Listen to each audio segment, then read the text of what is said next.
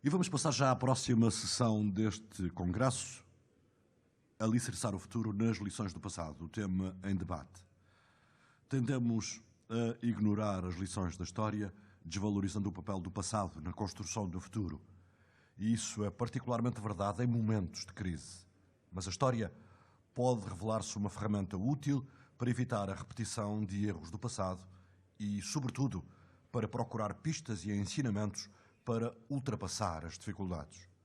Por isso, vamos olhar a atual crise financeira e económica num contexto mais vasto, procurando, nos casos de sucesso e nos erros do passado, as bases para a construção sustentada do futuro. Para debater este tema, teremos dois keynote speakers. E eu vou passar de imediato a palavra ao primeiro, Rui Ramos, investigador principal do Instituto de Ciências Sociais da Universidade de Lisboa.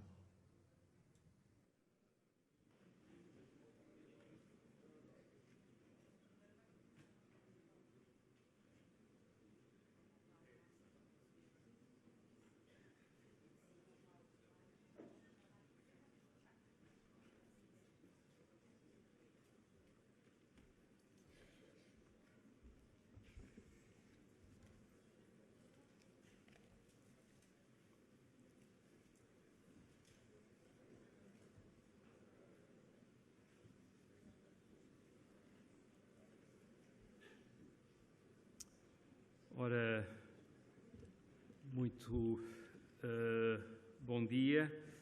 Eu queria começar por agradecer à organização e muito especialmente ao meu amigo Pedro Norton o convite para participar neste 21º Congresso das Comunicações. Estou aqui com muito gosto e com muita honra. Se me permitem, aproveito também para me associar à homenagem a Diogo Vasconcelos, que tive o privilégio de conhecer e que muito admirei. O objetivo do evento é estudar o futuro. A organização não quis esquecer as lições do passado. E, a propósito, gostaria de recordar um provérbio russo, citado pelo grande escritor Alexandre Solzhenitsyn, e dizia o seguinte: quem se lembra do passado perde um olho, quem não se lembra perde os dois. E parece-me um bom ponto de partida para este exercício de reflexão apoiado na história que aqui vou tentar. As viagens ao passado são sempre perigosas porque estamos condenados a encarar o passado a partir da perspectiva do presente e o risco de tirar as lições erradas, por erro ou por manipulação, é grande. Mas, por outro lado, onde é que o presente e o futuro poderão ter alicerces, se não no passado? É, aliás, o que temos constatado neste ano de 2011. Vivemos tempos difíceis e, não por acaso, tem sido frequente a busca de paralelismos na história. Mas a cautela manda a este respeito perceber, primeiro, o que é diferente. A sociedade portuguesa de hoje, na sua estrutura, na sua integração internacional, não tem exatamente analogia no passado. É preciso salientar isso, porque alguns paralelismos levam, por vezes, à conclusão de que nada mudou. É uma conclusão errada. Acreditar nisso, que nada mudou, é, como diz o provérbio russo, perder um olho. Portugal mudou muito nas últimas 4 décadas. Mudou com o que eu chamaria os 5 grandes cortes da modernidade. Primeiro, o fim da antiga sociedade rural.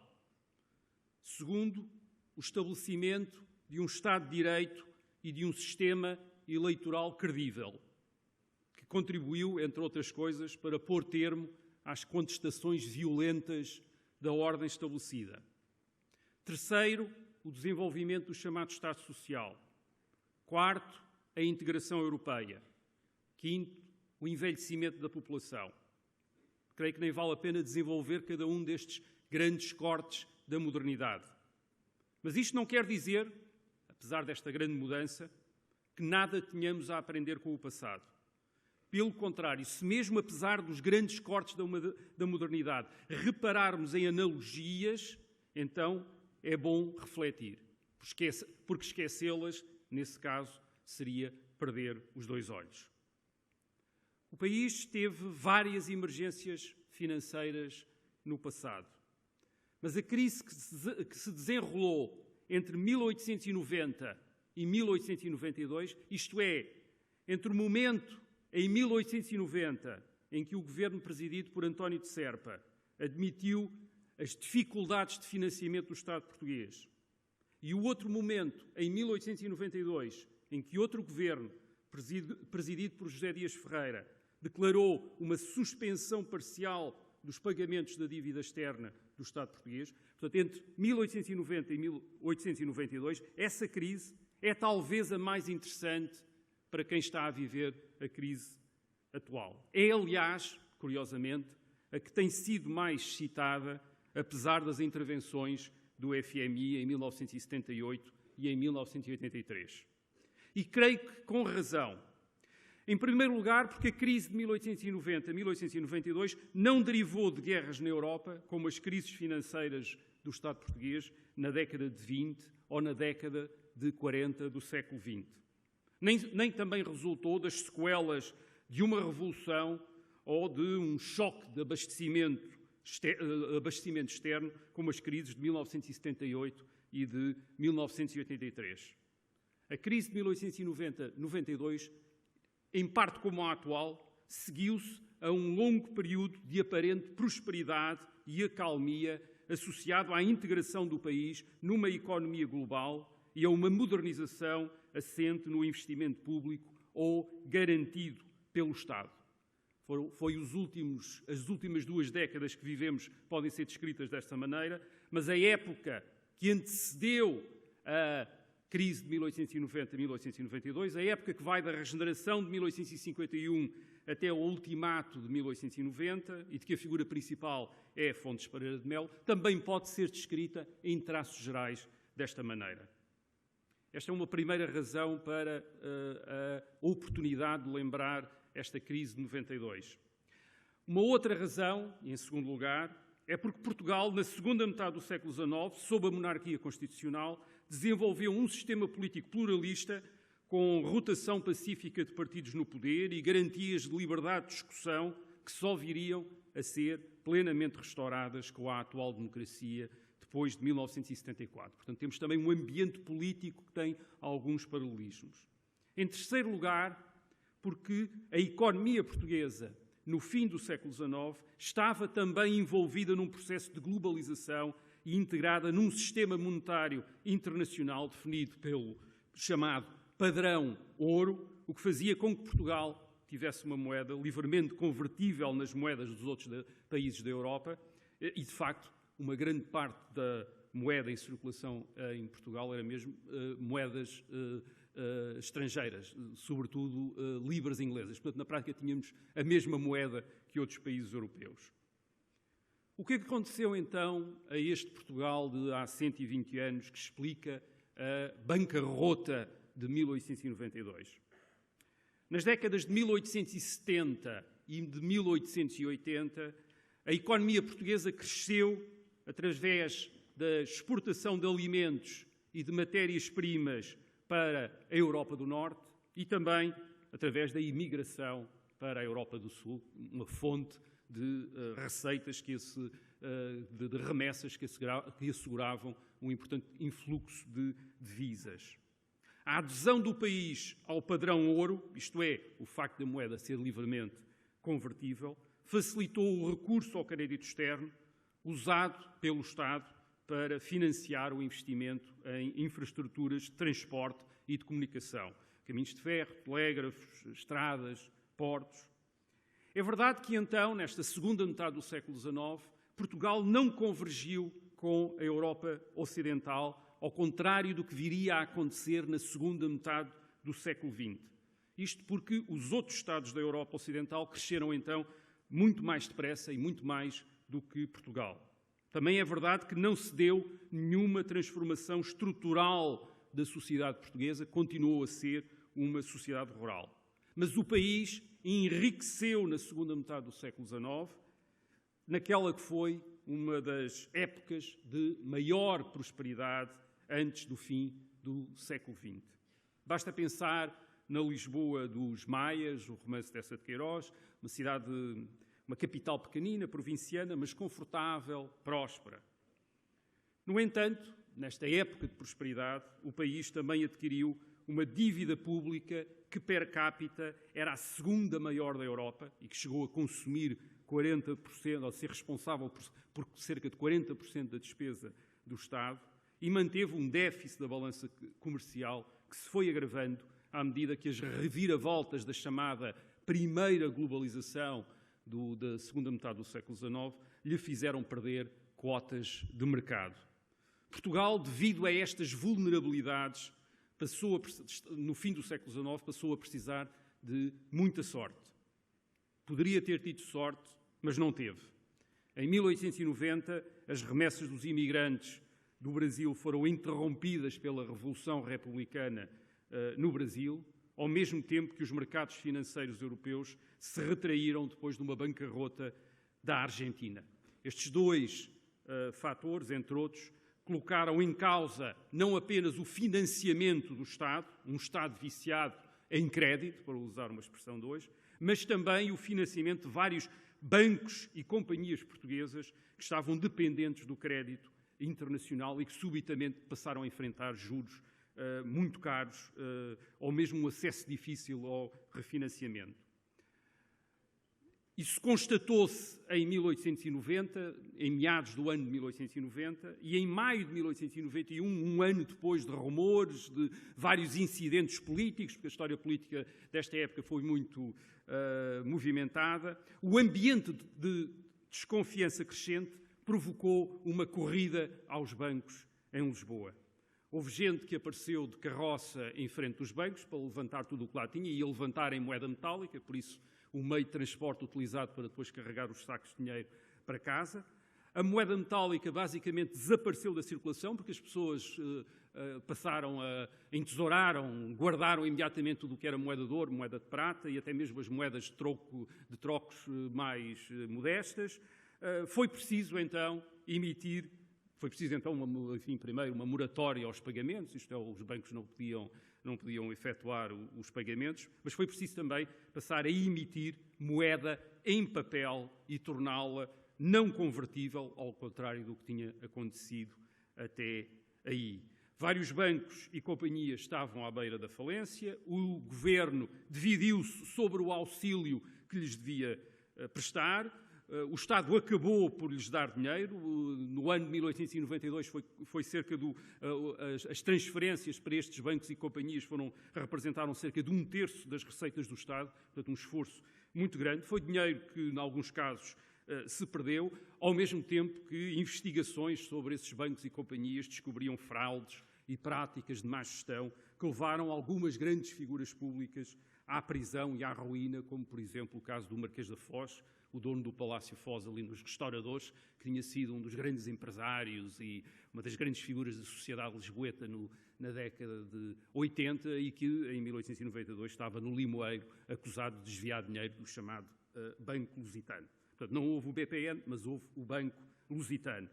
Muita gente na imprensa contestava o capitalismo, o poder dos homens de dinheiro. Não havia indignados, mas havia imensos operários desempregados, mais ou menos acampados no Terreiro do Paço, a exigir trabalho ao Ministério das Obras Públicas. Entretanto, os partidos acabam por perder o controle do governo, que foi entregue a personalidades independentes a partir do fim de 1891, e no princípio de 1892 aparece um novo governo, presidido por José Dias Ferreira e com Oliveira Martins, o historiador, o Joaquim Pedro Oliveira Martins, na pasta das finanças.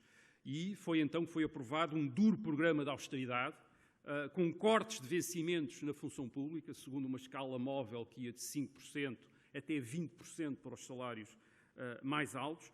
Aumento de impostos, por exemplo, sobre os juros, houve uma taxa de 30%, e ao mesmo tempo, nos bastidores, discretamente, começou-se a negociar com a banca francesa um grande empréstimo internacional. Enfim, os paralelismos são muitos. Temos, de um lado, temos hoje a chamada globalização, então tínhamos aquilo que os historiadores hoje chamam a primeira globalização. Hoje temos o ouro, hoje temos o euro, eles tinham o padrão ouro. Hoje andámos a falar de TGVs, eles andavam a falar de caminhos de ferro, como o caminho de ferro de Barca d'Alva, Salamanca, tivemos o BPN, eles tiveram o Banco Lusitano. Enfim, seria curioso explorar todas estas analogias destas duas histórias portuguesas, a da bancarrota de 1892 e do resgate de 2011, mas o que talvez nos interesse mais é olhar para o futuro que teve a crise de 1892. E gostaria de me focar naqueles a que eu chamaria os grandes erros da crise de 1892. O primeiro grande erro é o seguinte: em 1892, ao contrário do que acontece em 2011, acaba por não se optar pela ajuda externa, mas por algo que eu chamaria uma ruptura soberanista, de que a bancarrota foi um dos aspectos. Reparem, em 1892 também havia a possibilidade de uma espécie de ajuda externa, que foi negociada na primavera desse ano de 1892, sob a forma de uma redução negociada dos juros da dívida pública, falava-se até a 50%, uma negociação com os credores da dívida pública portuguesa, e de um grande empréstimo da banca francesa. Oliveira Martins, o Ministro das Finanças, chegou a ter mais ou menos negociado estas condições que permitiriam o retomar do financiamento externo da economia.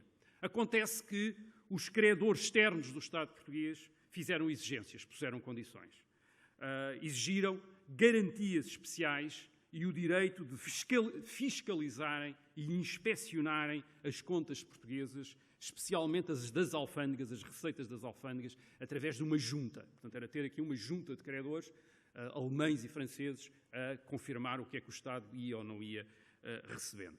E foi estas condições que o governo, presidido por José Dias Ferreira, de que Oliveira Martins era o Ministro das Finanças, foi estas condições que o governo recusou, optando pela suspensão parcial dos pagamentos da dívida externa. Foram reduzidos a 1/3, portanto foi uma redução de cerca de 70%. Reparem, a dívida interna, aquela que era paga em moeda nacional, estava sujeita àquelas deduções fiscais de cerca de 30%, portanto a dívida externa foi mais penalizada. Esta decisão de bancarrota, de ruptura de pagamentos, porque foi assim que foi entendida pelos nossos credores, teve talvez a ver com dois fatores principais. O primeiro tem a ver com as colónias africanas. Temia-se que operações financeiras que exigissem penhores acabassem por envolver as colónias portuguesas da África como penhoras dessas operações financeiras. E, portanto, havia um grande receio de entrar pela via de dar garantias e de penhores, porque se temia que os credores acabassem por exigir os territórios ultramarinos de Portugal como uma garantia. Em segundo lugar, o segundo fator tem a ver com a luta dos partidos. A ameaça financeira não sossegou as fações políticas, nem a perspectiva de ruína e de bancarrota. Pelo contrário, às vezes pensa-se que a política é um setor subordinado. Não é, tem vida própria, e a luta dos partidos entre 1890 e 1892 agravou-se e assumiu mesmo então uma dimensão revolucionária, com os progressistas, que eram um dos grandes partidos do regime, a dar força aos republicanos na contestação da ordem pública. José Dias Ferreira, o primeiro-ministro, era um velho esquerdista, um velho radical, e viu precisamente na opção da bancarrota uma maneira de apelar para o populismo chauvinista que encarava as exigências dos credores externos como uma violação da soberania. E, de facto, o governo foi uma decisão muito popular, esta da bancarrota. Mas, em resultado dela, o crédito externo, sobretudo aquele crédito externo que estava associado a grandes operações financeiras, desapareceu para Portugal. Esta bancarrota foi também enquadrada deve ser enquadrada numa mudança de perspectiva acerca do lugar e do papel do país no mundo. E esse é o segundo grande erro da crise de 1892. A classe política, em 1892, deixou-se encantar com a ideia de uma economia protegida e dirigida pelo Estado. A via do endividamento que tinha seguido nos anos anteriores foi condenada, mas a abertura externa da economia atribuída a Fontes Pereira de Melo também foi condenada como tendo sacrificado a agricultura e a indústria nacional.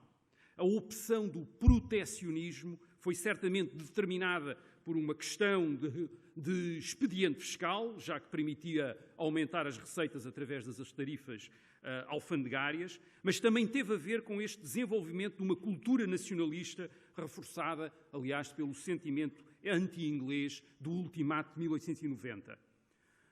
A seguir, a pauta alfandegária, com direitos, com impostos muito pesados sobre as importações, e os interesses que se desenvolveram à volta desta pauta alfandegária acabaram por criar, à volta desta pauta, estes interesses que impediram a seguir quaisquer outras mudanças deste rumo protecionista que tinha sido assumido em 1892. A economia portuguesa virou-se para o mercado interno e ficou sujeita ao controle do Estado, do qual dependeram cada vez mais todos os negócios através de um sistema de monopólios e de restrições. E como, ao mesmo tempo, a moeda que passou a ser usada em Portugal passou a ser a moeda emitida, o papel moeda emitido pelo Banco de Portugal, que foi uma forma de monetarizar os déficits do Estado, e por isso as quantidades de notas subiram em função dos déficits, Portugal tornou-se um país onde o crédito era caro, onde havia inflação e todos os capitais fugiam. Quem tinha dinheiro tentava investir ou em títulos estrangeiros ou em moeda metálica que passou a ser entesourada.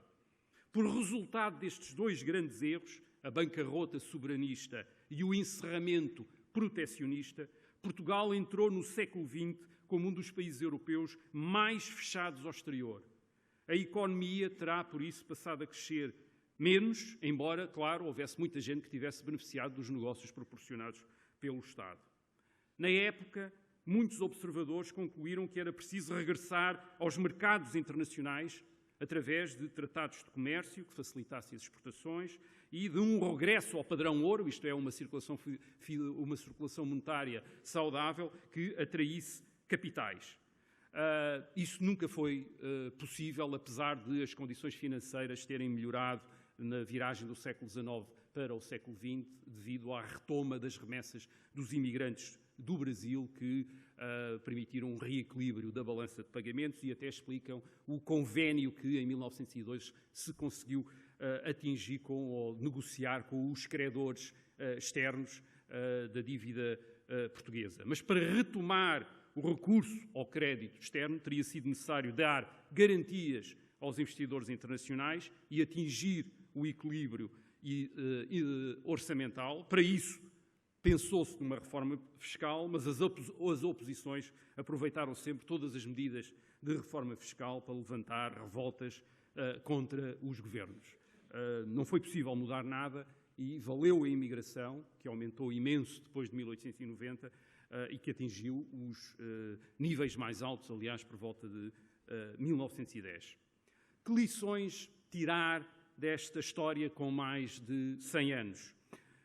Bem, os paralelismos sugerem, apesar das diferenças entre o país de 1892 e o país de 2011, os paralelismos sugerem que há pelo menos dois problemas recorrentes a que eu chamaria as duas dificuldades do desenvolvimento português. A primeira dificuldade é a dificuldade da globalização. Para uma economia pequena, só a economia global permite taxas de crescimento elevadas e transformações estruturais.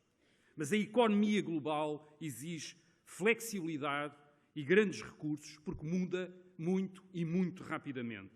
Portugal conheceu isso na segunda metade do século XIX. Nas décadas de 1860 e de 1870, exportou alimentos e matérias-primas para a Inglaterra e para a França.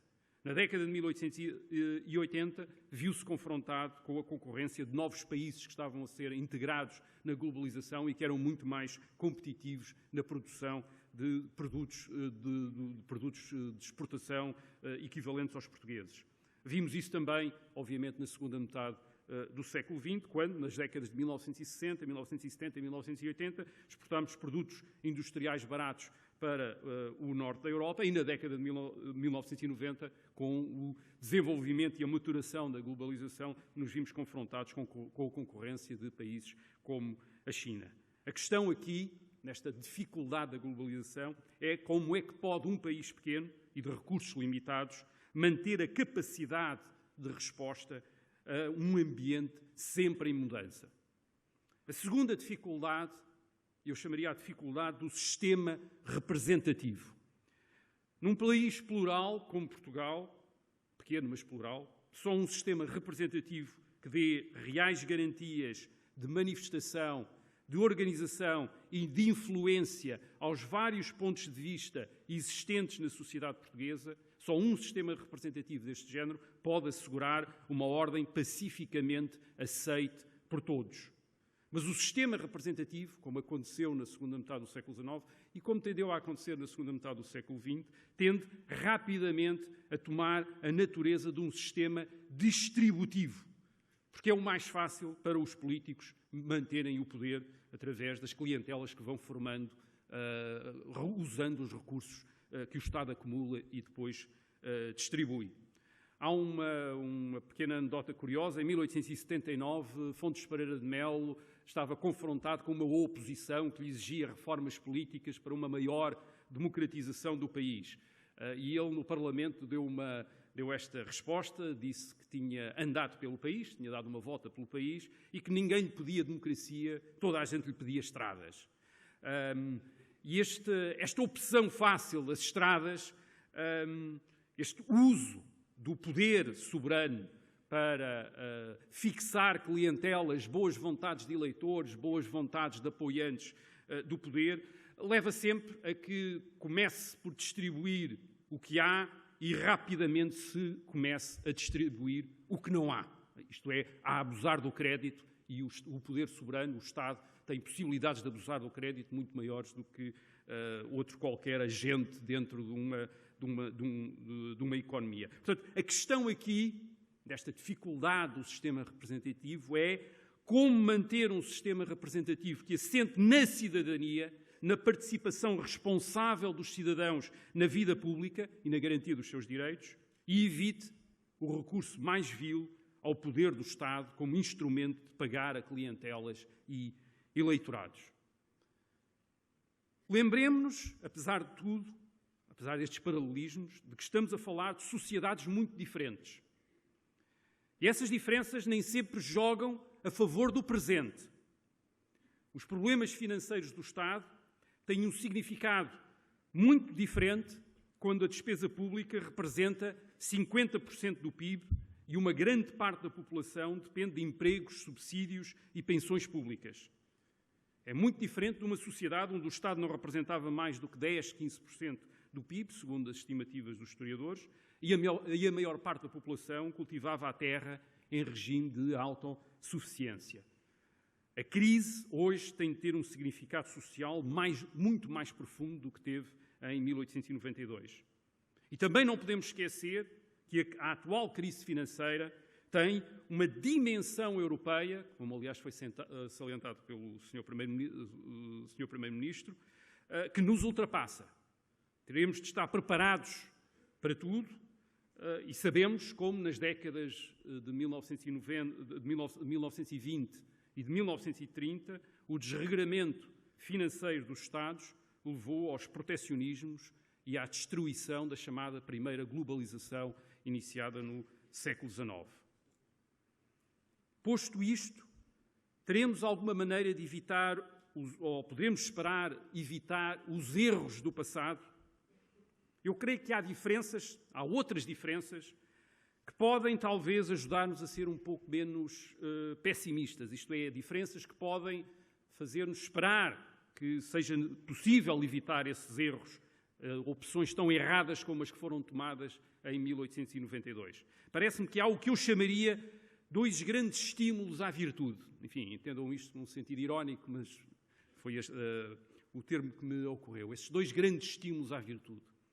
O primeiro grande estímulo à virtude é também aquilo que no passado recente também funcionou como um estímulo ao pecado, mas que pode funcionar como um estímulo à virtude, que é a democracia. Nós não podemos esperar que a elite política esqueça a luta por posições, isto é, a competição entre ela. Veja-se, aliás, os Estados Unidos atualmente também perante um problema orçamental grave, a maneira como isso não impede os dois grandes partidos, o Partido Republicano e o Partido Democrático, de lutarem entre si e de levarem o país até à beira de um incidente grave. Também não se pode esperar que uma parte do eleitorado renuncie aos privilégios e às mordomias que estavam associadas a um determinado tipo de exercício do poder. Veja-se o caso da Grécia. Mas posto isto, há 120 anos, no fim do século XIX, os consensos na classe política, que não foram possíveis, eram muito mais necessários porque o sistema eleitoral não tinha credibilidade. Para obter esses consensos, a tendência foi para criar interesses imediatos à volta do poder, transversais aos partidos, uma criação de uma espécie de blocos de interesses, que no fim do século XIX foram obtidos pela intervenção do Estado nos negócios e que tornaram a classe política refém desses interesses, interesses que não podia hostilizar, porque eram a sua base de apoio, uma vez que não dispunha de um eleitorado independente ao qual pudesse apelar para garantir esse apoio e, portanto, impediram as reformas, impediram mudanças no sentido mais positivo. Ora bem, hoje também temos esses interesses, mas a credibilidade das instituições representativas é hoje muito maior e dispensa a necessidade desse género de política, quer a política dos consensos, quer a política dos interesses. Temos um sistema eleitoral credível, aliás, pela primeira vez na história dos últimos 200 anos. Isto quer dizer que um governo que esteja convicto e que esteja preparado para apelar para o país pode sustentar a sua decisão apelando para o eleitorado e para o mandato eleitoral que recebeu. Por outro lado, temos também condições de debate livre e pacífico. Nem todos provavelmente se deixarão convencer, mas é necessário apresentar razões e apresentar alternativas viáveis, não basta a contestação violenta como há 120 anos, em alguns momentos, pareceu. Nada disto, esta democracia que se desenvolveu desde 1974-76 em Portugal e que é um dos grandes patrimónios, uma das grandes riquezas do país, esta democracia não é uma garantia, mas é uma alavanca que não existia há 120 anos para alicerçar a decisão política. É um grande recurso. Podemos falhar, mas temos menos desculpas desta vez. O segundo estímulo à virtude é, mais uma vez, um estímulo que também foi um estímulo para o pecado, mas que também pode funcionar como um estímulo para a virtude. É a integração europeia. É hoje difícil imaginar Portugal fora da União Europeia, ou é com relutância que o fazemos, tal como há 120 anos era difícil imaginá-lo sem colónias. No fim do século XIX, o medo de perder as colónias empurrou Portugal para o encerramento, aquele encerramento que eu descrevi. Hoje, o medo de ser excluído da integração europeia talvez venha a empurrar Portugal, ou ajude a empurrar Portugal, no sentido contrário. É verdade, esse estímulo está associado a uma moeda difícil de sustentar, mas é um estímulo no sentido certo, no sentido de uma economia mais aberta e mais flexível, um estímulo que não tínhamos há 120 anos. Talvez funcione, e claro, para isso precisamos que os nossos parceiros europeus nos ajudem a utilizar este estímulo fazendo a sua parte. Tudo isto é muito difícil, mas deixem-me voltar uma vez mais ao passado, desta vez a um passado mais recente. Quem é que, em 1961, há 50 anos, poderia imaginar que uma pobre sociedade rural, governada por uma ditadura condenada internacionalmente, haveria de vir a tornar-se uma sociedade próspera com uma democracia integrada na União Europeia. Havia quem achasse que essa transição era impossível. Mesmo em 1974, mesmo depois do 25 de Abril, ainda muita gente acreditava que Portugal não estava destinado a ter uma democracia de tipo europeu ocidental e uma economia de mercado. E quem opinava desta maneira, por vezes, citava a história para provar essa impossibilidade. Meio século de ditadura, um atraso perene em relação à Europa, etc. Olhando para o passado, julgavam que tudo seria sempre e tudo teria de ser sempre a mesma coisa. Não foi. E, de acordo com o provérbio russo, não perderam os dois olhos, mas perderam certamente um deles devido à maneira como olhavam para trás. O passado de que estivemos a falar, o da crise de 1890, 1892, não é todo o passado português. Aquilo que mais poderíamos desejar é que um futuro de sucesso nos levasse a descobrir outro passado, um passado de sucesso, que também existiu e que prova a capacidade de outras gerações de portugueses para ultrapassarem dificuldades tão grandes ou até maiores do que as atuais. É por esse passado, o passado de sucesso, que devemos tentar construir outro futuro. De olhos bem abertos, de preferência, os dois olhos. Muito obrigado pela vossa atenção.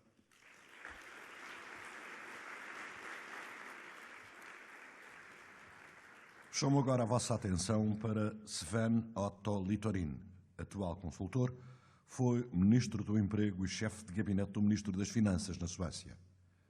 Mr. Littorin, welcome. The floor is yours. Thank you so much. Could you take 30 more minutes, please? Yes, I think you can. Excellencies, ladies and gentlemen, thank you so much for inviting me to this very timely conference, because these are indeed challenging and interesting times that we live through right now.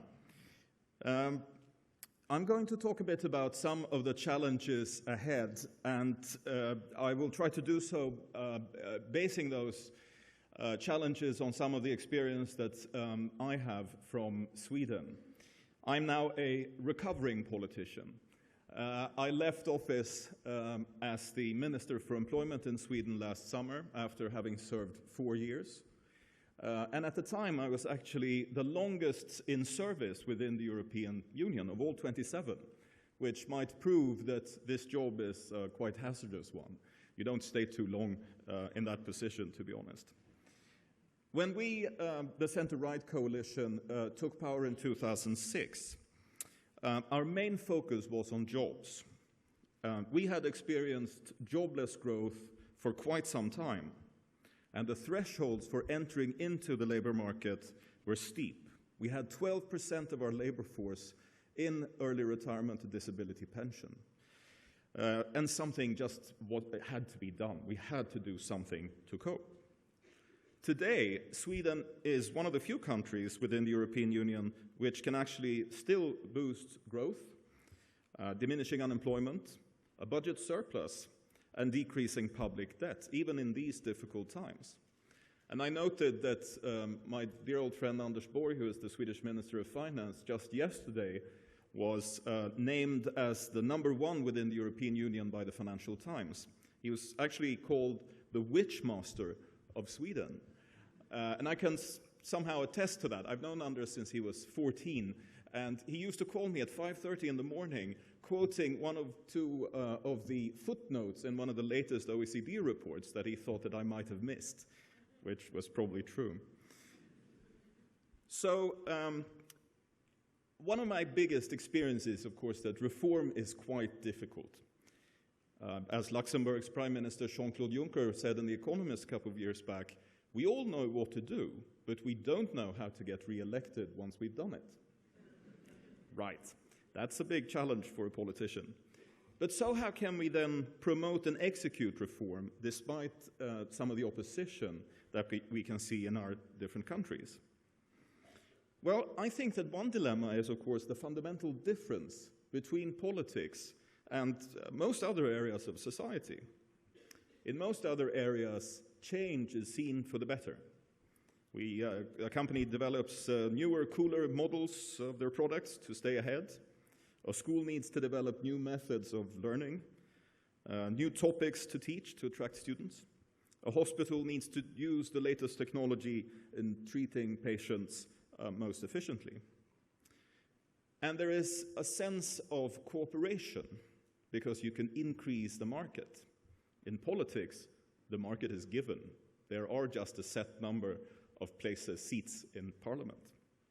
And politics is a complex art of strategy, alliance building, communication, loyalty, conflicts, historic relations, and tactics.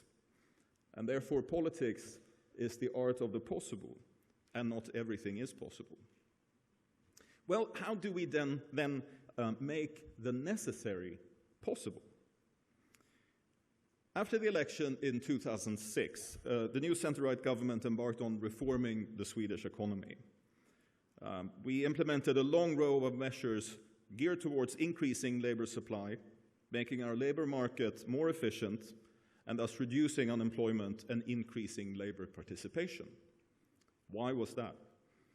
Well, simply because we had a situation a decade ago where 1 out of every 5 Swedes in the active labor market age were either outside the regular labor market or working less than he or she would like to do. It wasn't only open unemployment that was our problem. It was the combination of open unemployment, people on long-term sick leave, on disability pension, early retirement, and working less than they would like to do. That was the real issue. There are a couple of things that were quite positive, though. Sweden was and is an economy where transition and mobility within the labor market is really good. We have over 1.5 million jobs that change hands in a year in a labor market of 4.5 million people working. That is not bad. It's also a stable labor market. The Scandinavian model has delivered few strikes and conflicts. And finally, it's a labor market capable of handling the effects of globalization and change. Almost 10 years ago, Ericsson had to cut its staff in Sweden in half. Lots of people lost their jobs in that situation. But not one day was lost to strikes in that transition. And most of those laid off actually got a new job in a reasonable time. The same happened in 2008 and 2009, when our car industry was especially hard hit by the crisis. But thresholds into the labor market are too high, and thus labor market exclusion has been a real problem for a long time. This is, of course, unacceptable for all kinds of reasons, political and economic. And this was at the core of how and why we prepared for the political reforms that we later implemented. And these reforms had one single and very clear political focus: full employment. Now, I'm an economist, so I know that full employment from an economic standpoint is probably not feasible. But from a political standpoint, that's the only target, the only objective that you can have. Because otherwise, you, as a politician, are responsible for defining who are going to be left on the sidewalk and not be brought along. We tried to achieve this by a 3-pillar strategy: making it more worthwhile to work, making it easier and cheaper to hire people, and improving the matching in the labor market. Well, that sounds easy, doesn't it? Under these 3 pillars, we put forward a very long list of reforms. And one of the most important was a tax reform geared to the low and middle income earners, in some cases reducing net margin effects from some 80, even 90%, down to around 30%. And the result was dramatic in terms of decreased equilibrium unemployment and increased labor supply, and left ordinary workers with the equivalent of at least a month's extra pay, which was also a good thing. We also tightened our unemployment benefit insurance system, increased premiums, reduced dividends towards the end of the period, in effect introducing an outer parenthesis, put harder demands on people to enter into the system, and finally made sure that our active labor market programs were synchronized more with the later and lower stages of benefit payouts. We also changed our disability pension system and introduced a much improved system of rehabilitation activities connected to financial incentives for individuals returning to the labor market. In addition to this, we introduced reduced payroll taxes, especially geared towards the weaker groups on the labor market, and effectively reducing thresholds for entering and re-entering into the labor market of people with very weak connection to it. We also improved on the business climate, both by lowering taxes, cutting red tape, and improving on legislation and education. And as a result of these policy changes, prior to the crisis of 2008 and 2009, Sweden had actually the fastest falling unemployment rate of the entire OECD area. We were breaking records there for a while, in the numbers of hours worked, in labor participation, and in employment, and had historically low unemployment. Young people, immigrants, and those with disabilities were returning to the labor market faster than the average. In the spring of 2008, one person every fourth minute left exclusion and returned to the labor market, making this policy of reducing exclusion comparable with the Clinton reform years in the 1990s. What is then our experience from this reform process? Well, on a personal note, I have 5 what-to-dos and 4 what to expect for a new government. First of all, be prepared. A disastrous election result for my party in 2002 opened a window for change, which was very good, and we seized it. And this what we did was started to questioning some old truths. And in preparing, we recruited a new and brilliant team of experts, helping us with the latest research and with policy formation. And these experts can now be found as ministers and state secretaries in government. And this process was a tedious one. It took several years and included policy development, organizational change, alliance building within our side of the political spectrum, and so forth. 2, do not be afraid of change. Questioning old truths is difficult in politics. It means saying you were wrong before, which is always difficult. My party has been accused of triangulating, basically taking our opponents' issues, or the best of them, making them our own, using some of their arguments. Well, so be it. No one has a monopoly on the issues, nor on the truth. And bear in mind, and this was quite important from a political standpoint, that it's not the opposition that is your main enemy, but rather the problem itself, unemployment and exclusion in our case. Focus on the real problem, not something else. 3, do not hesitate. Speed is of essence in every reform that we do. You will never reach consensus on reform anyway, so no point trying to even, I would say. Sir Roger Douglas, the former New Zealand Minister of Finance, once said that do not advance a step at a time, define your objectives clearly, and move towards them by quantum leaps. Otherwise, the interest groups will have time to mobilize and drag you down. End of quote. I think that's quite wise. So you have to do it quickly. 4, let the hound see the rabbit. The public will be shocked by reform, but if you repeat and repeat the objectives, it is clearer for people to, or easier for people to cooperate with the reform process. In these circumstances that we're facing today, why not set up a clear and reachable target, a tangible vision for Portugal in this case, say in 2020. And as I listen to the Prime Minister, it's obvious that the government of Portugal already has that.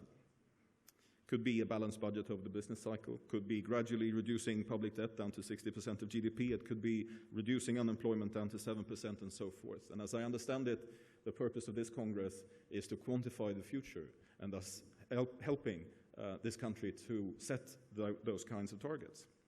It's always difficult to set targets in politics, as you know, for one simple reason: we will never reach them.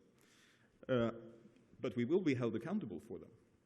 And that's why I normally try to avoid to set too clear targets. But in this case, I believe that with the state of the economy as it is right now, it's probably a good thing to not only handle the short-term crisis, but also have a vision for where we want our countries to be. I think our citizens expect us to have a vision of where we want to be. 5, be positive. Now, this might sound as a very strange recommendation, But to be perfectly honest, reform is probably the most important thing a politician can achieve. If it's only for one election term, it will still be the most important thing that most of us will ever do. And we should be, I believe, both proud of that and let people see how gratifying it is to make a difference. And also, a positive leader, I believe, is a good leader. It's someone that is confident and who inspires people around him to follow and to join in to the reform process. So what can you then expect from a reform process on a more personal level? Well, first of all, you will have no friends. Do we have any people in government here right now, or who are working in the political area? No, they're not here. They have no friends, so that's why they're not here. Well, as you will stand up, rise up from the political trenches and shout reform, all your old friends will duck and hide from the bullets. No matter how many good meetings that you've had beforehand with MPs, organizations, editorial writers, and so forth, when you know what hits the fan, you're all alone when it comes to reform. So make sure that you're prepared for this. Have a good team, some loyal personal friends in place. And it also makes quite a difference to have a positive mood within the government. And good cooperation between the Prime Minister and the Finance Minister is, of course, of utmost significance. Second, the experience from most countries is, of course, in alignment with Jean-Claude Juncker's quote before. Public opinion and public support will drop. But the answer here is, I think, to manage change. Opinion polls do not matter. Election results do. Opinion polls are not interesting. The second thing, of course, in that has to do with the fact, do you want to be known as the politician who strived to win an election, or a politician who actually wanted to do something good for the country? And in these times, that answer is pretty obvious to me. Third, the objective is more important than the tools you use. It's so easy as well, for anyone to fall in love with your own technique. You think that you have the brightest and the best idea, and you want to pursue it and fulfill it. Well, I have a slightly different take on that. What works should be expanded. What is less successful has to be changed. The goal is more important than the tools that you use. Fourth, facts kick. It's the economy, stupid, said a sign in Clinton's campaign headquarters in the '92 presidential election campaign. It is and it was. If the economy goes well, so will the polls eventually, and of course the election results. It's all about the jobs who won our election in 2006, and actually again in 2010. I have to admit that in the summer of 2008, I felt rather good. All these records we were breaking, and I said to myself, we've got 2 more years. What am I going to do? I have nothing to do. Then came Lehman Brothers, and the worst financial crisis that we had experienced in a long time. Swedish exports fell by 13% in 1 year. And given the fact that about half of our GDP is exports, that was a major blow to the Swedish economy. Banks were shaking, creditors worried, and lots of people were laid off in a very short time, just a few months. But Sweden actually regained momentum rather quickly. The reforms we put in place did not hinder the effects of an international crisis, of course, but it did make it shorter and less painful than it would have been otherwise. But it now looks that we're in for a double dip. The crisis of 2008 and 2009 seems to be followed by one of 2011 and 2012. I was looking actually at the numbers here in the back, and I was thinking they must represent something. And I thought, maybe this is the combined budget deficit of all our countries, or public debt. You never know. Lots of numbers. It seems easy, to be frank, to be a bit worried. The future of the European economy is at stake, and several of our member states have been in or are in quite severe problems. Our financial systems are shaking, and the effect of the real economy can be felt around our nations. Growth is again coming to a halt, and we risk going into yet another recession. Our citizens are low on hope, our businesses are low on confidence, and our politicians sometimes seem low on solutions. And there are quite a few doomsday prophets out there who, and it's only fitting that the Mayan calendar, as you know, and indeed the world itself, is said to come to an end on December 21st next year. But let's not overdo it. Let's remember that we have been through hard times before, as we heard the dear professor say in his previous speech. We have come through them, we have prevailed, and we shall do so again. Winston Churchill once said that success is going from failure to failure without loss of enthusiasm. Yes, I believe that to be very true. In Sweden, this was our 7th financial crisis since 1880. We not only survived the other 6, but actually and eventually came out of them stronger than before. When I was the Minister of Employment during the crisis of 2008 and 2009, I was obviously asked lots of questions on the immediate crisis and what the government response was to that. But I was also asked lots of questions about the long-term future. What are we going to work with in this country? Aren't low-cost countries threatening our production base? How can we renew ourselves to be able to adapt and to be able to compete in the future? Well, again, I think we have the answer in history. We've done it before, and we'll do it again. As late as the 1880s, or at least the middle of the 1800s, Sweden was one of Europe's poorest nations. Yes, we were so poor that other nations gave foreign aid to Sweden. Let me just give you one example. After a devastating fire in the city of Sundsvall, 1888, Uruguay felt compelled to send emergency aid to Sweden. Just 50 years later, Sweden had turned into one of Europe's richest countries, and Uruguay had taken the other route. In the 30s, it was the Switzerland of South America, and it was the world's 5th richest nation at one point. Now it's muddling through, trying to keep its place in the middle of nations. Well, my point is basically two. Take no misery for given, and take no wealth for granted. This is true also, I believe, for Portugal. You have an amazing history of imagination, exploration. Henry the Navigator, Vasco da Gama, Magellan, just to mention a few.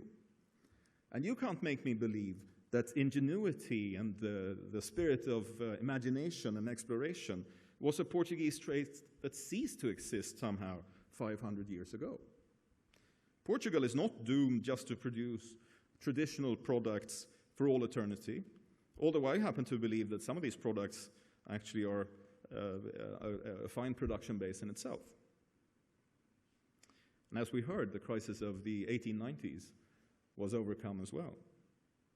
In times of extreme challenges, it's always good to have a longer perspective and be somewhat calm, although we're all struck by the crisis at hand. You've probably all seen the British World War II poster, "Keep calm and carry on." Well, I think to some extent that also applies today. Let's avoid panic and keep our heads as clear as possible. People will need houses and roads and cars and what have you tomorrow as well. We now have two major problems. In the shorter term, we need to gain control of our budget deficits, and we need to stabilize our economies and financial markets. In the longer term, we need to get Europe competitive again, and we need to get people back to work. Governments and international bodies around the world now focus on short-term crisis management, and that's what they're there for. I was at the Ministry of Finance in Stockholm in the early 90s when we had a similar financial crisis in Sweden. There was a housing bubble that burst, banks collapsed, and we came into a debt deflation spiral, basically, much like the one that we see now in Europe. But by doing what was then absolutely necessary, budget discipline, internal reform, joining the European Union, Sweden eventually bounced back. Our budget deficit was closed, and our foreign debt was slowly but steadily reduced. The problem that remained, and still remains, is that previous governments used disability pensions or early retirement as permanent parking lots in the labor market. Over 500,000 Swedes lost their jobs in the crisis of the 90s, never to return. And this was a huge mistake, I think, that we must never do again, and a great lesson learned from all of us, for all of us who are now facing this current crisis. Reforms in the labor market are not only needed in the short term, but more importantly in the long term. If they're done right, they will speed up recovery and will prevent us from falling deeper into recession in the next crisis. Our problem, though, is that Europe has a starting point that is less than brilliant. 100 million Europeans were outside the regular labor market or working less than he or she would like to do even before the crisis. And of course, that is not feasible. And there are 3 very good reasons for why this must stop. First, the cost of supporting 100 million people excluded from the labor market is staggering. And with budget deficits and restraints all over Europe, we can't afford it anymore. Cannot stand. Second, the opportunity cost is also staggering. We need these people in the labor force if we're going to be able to afford pensions and schools and healthcare and all the rest of it. To me, it seems like such a waste that these able people are not contributing to growth and wealth. They should be. But most importantly, having such a large share of our populations excluded from the core of society has an excessive ethic cost. And let me explain what I mean. I believe there is an intrinsic value to work itself. Work is both good and right. It's right to fend for oneself and to contribute to the welfare of your family, your neighborhood, and indeed your country. But it's also good for you. We all know that people who are working have better health, happier lives, and live longer than those who don't. It's rather simple, actually. Through work, we make it possible for ourselves to live off the fruits of our labor. We feel needed, a part of society, we gain colleagues and friends, and we make it possible to strive for our dreams and hopes. Of course, every job isn't fun and easy all the time, but that is another issue that we have to work with as well. But there is no other way to personal fulfillment and empowerment than through having a job and being a part of a working society. The American-Lebanese poet and writer Khalil Gibran, who wrote The Prophet, said in The Prophet, "Work is love made visible." It's a nice thought. So why aren't more people part of the labor market? Well, first of all, I don't believe for a second that people are lazy or don't want to work. There might be 1 or 2 bad apples in the basket, but the vast majority of people want a job. So what do we do about it? Well, I believe that increase in labor supply is probably the most relevant way to go. This means making sure students come out of school earlier, that people actually retire later, and that people work more when they do work. That's a nice poster for an election campaign, right? It might sound like an exceptionally difficult political proposition, and to be honest, it is. But it's the one thing that we know actually works. When more people are entering into the labor market, more people will step by step have more money to spend, and this creates an upward pressure on domestic and overall demand in the economy, and it's a demand that's fiscally sound. In the terms of the 19th century French economist Jean-Baptiste Say, supply creates its own demand. I've heard a lot of people say to me, why don't we get older people off the labor market now so the younger people can come in and take their jobs? I think that would be one of the worst things to do, to be honest. All experience and research show that older and younger people in the labor force are not substitutes, they're complements. Labor markets that have lots of older people employed will also have lots of younger people. The alternative view is, of course, that there is some sort of set number of jobs that a government has the responsibility to sort of hand out and divide between citizens. Nothing can be further from the truth. Jobs are created by entrepreneurs through innovation. I spent this spring as a visiting scholar at Stanford University in California looking into the link between innovation and jobs. And it's so obvious that innovation is the driving force for about 3/4 of growth over time. And whether innovation will turn into jobs or not, well, that's up to the policies that we put in place. But the opposite is very true. Economies that are less innovative will have fewer new jobs. There's a lesson for us. So a recommendation for every government would be to look into what can be done to foster and enhance innovation and turning innovation into new jobs and new companies and growing companies. Well, everybody is doing this, so the country that does not will definitely lose out in international competitiveness. Here, I am certain that APDC members can play a crucial role in shaping the future. The government can assist and help or stay out of the way, if you like, but the real job is done by companies such as those that you represent. I think that it's evident that such a strategy needs to start much earlier than we normally think. What is innovation really? Well, to put it simply, it's creativity with a customer value. And creativity must be fostered from early on. I believe that the next sector in need of real reform in our economies is the educational sector. We need to get away from looking at education as just teaching.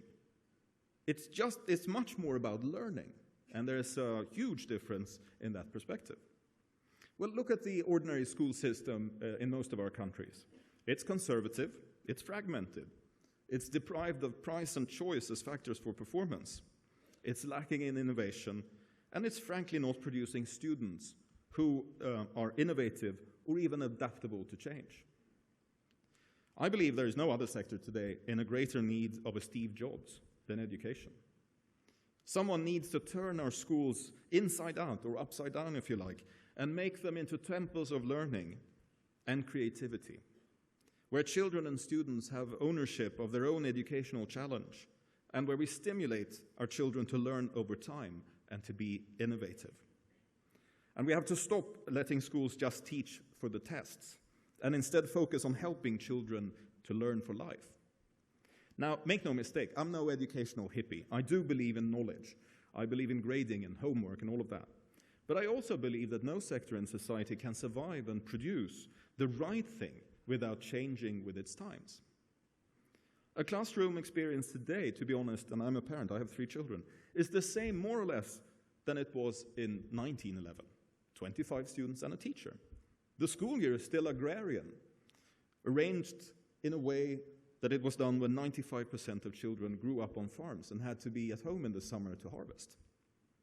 And it seems that money is not the solution, or not the only one at least. In the UK, the government has vastly increased its spending on the educational system in the last 10 years. And it's still not better off compared to other OECD countries. But if we do nothing, I think we will see more and more students leave schools with no hope and no future. They will have an increasingly hard time finding jobs, and they will not have the ability to start their own companies or take charge of their own lives. And this has to change for the future of our children. So, to sum up, I believe there are 4 major reform areas that any government have to look into. First, fiscal prudency and getting public finances in order is paramount. The former socialist prime minister of Sweden, Göran Persson, whom I'm not a really big fan of, but he said one thing that I thought was brilliant. He said, "He who is in debt is not free." Sounds like a quote from the Old Testament. It's very true. When you're in debt, you have relinquished some of the power of your future to those who are your creditors. It also means that you're living off not only the fruit of your own labor, but the fruits of your children's labor that has not yet occurred. That cannot stand over time, for sure. I'm very happy to see here in Portugal that the government here has risen to this challenge. I'm also actually quite happy to see that the opposition here has chosen not to make this perhaps into the greatest fight in political terms, as we have seen in other countries, well, on the other shore of the Mediterranean, perhaps. I shouldn't mention the name. But I think that's quite important. There is a time for political conflict. There is a time when we have elections, and that's good. We need that as well. But when we're on the brink of an abyss, that's not the time you start a fight. That's a time when you actually help each other and get the country moving. 2, labor market reforms in order to get more people back into the labor market. It's fairly simple. We would all rather have a lot of taxpayers than a lot of recipients of insurance or benefits. Let's make that happen. We know basically what to do, and we can learn from each other in a quite positive way. 3, innovation. An innovative economy creates more jobs than a stagnant one. Creating an innovative environment and support mechanisms, I believe, is one of the most important things for long-term growth. And 4, education. Because innovation is not about gadgets or trinkets or funny things. It's about creativity, and it's about the adaptability to change. And that has to start early on in schools. If you look at a 3-year-old, he's highly imaginative, highly creative, And somehow we succeed in taking that away from them through our school system today, which I think is absolutely nonsense. I think a true educational reform is key to making this happen. Well, if we manage to address these 4 areas, I am quite positive about Europe's long-term perspectives. But now, to be honest, it's time to talk less and do more. Thank you very much.